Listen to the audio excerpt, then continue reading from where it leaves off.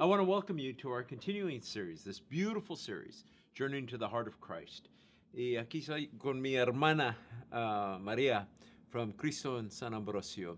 Thank you for being here. From the very beginning, from when I met you, it's just a complete joy just to journey with you. And I love your smile. I love your passion for our faith. And one of the reasons you're here is because I want you to talk to us about your faith journey, your background, and what leads you to Christ. Well, thank you for having me, Bishop. I love being here. I have to say, my mom always had us at church. And then became a teenager, got away from church. Even though I was baptized when I was 15, just didn't go to church anymore. My mom kind of got away from church too.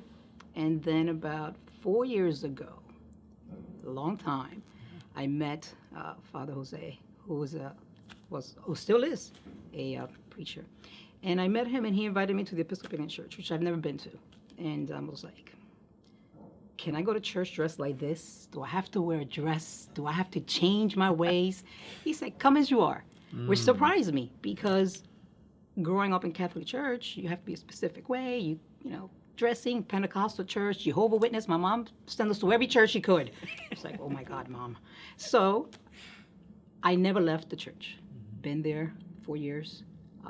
Love the Episcopal Church. We are at Cristo y San Ambrosio, 6th and Venango. And at first, I was very nervous.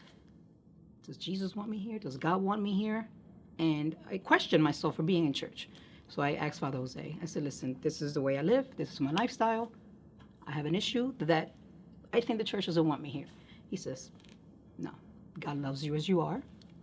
If you were going to tell someone, invite them to church, what would you say are the most important things? I mean, how would you, someone's walking off the street and maybe they're just searching or lonely or lost. What would you tell them?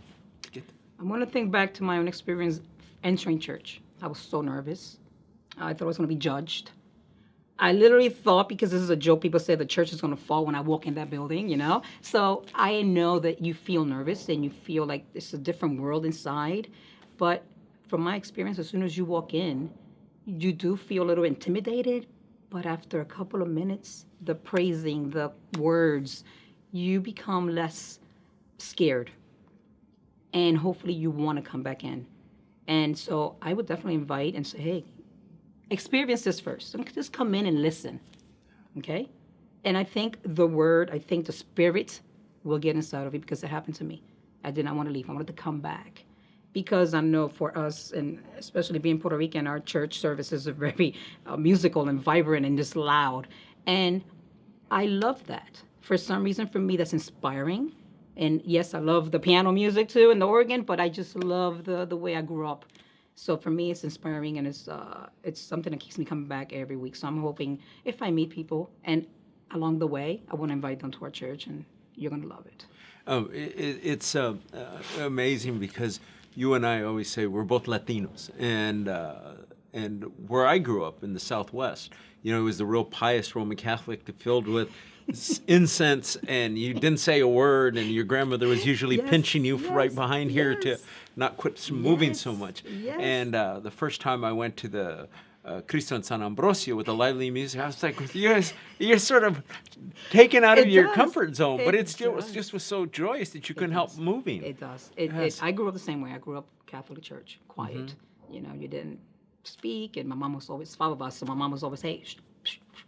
And when I came here and I went to that church, it was such an amazing experience, and it still is, and it's still lively. Yes. So I love it.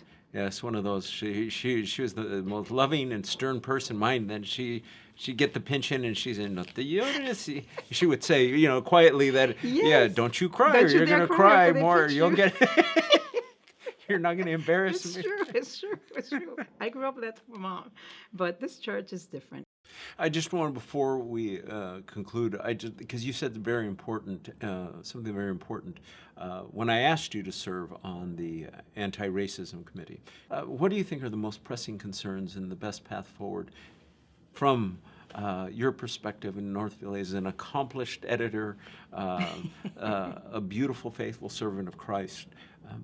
Tell me your perspective. I always go back to my history, my past. I grew up in a neighborhood where you had to pick to stay in your neighborhood, but I didn't want to go to school in my neighborhood. I wanted to go to another school. And crossing boundaries of different races, like Kensington and Frankfurt, back in '76, it was a fight. I kind of chose to stay in my lane, stay with my people. I really didn't venture out. And going into ARC has taught me so much.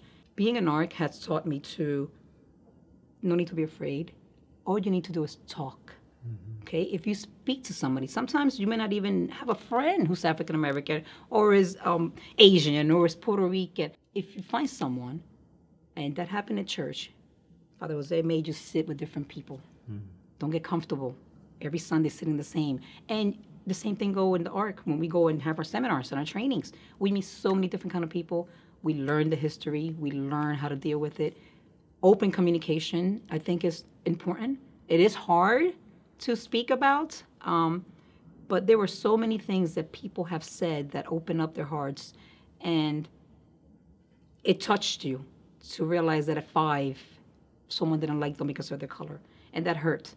So it kind of changes you and your future, because you don't want to repeat that and you don't want to say that, but knowing your pain gives me compassion and makes me want to not go in the same road. And love everybody for who they are and have that open dialogue. So open dialogue, I would say, would be the first thing. Well, I want to thank you for being with me today.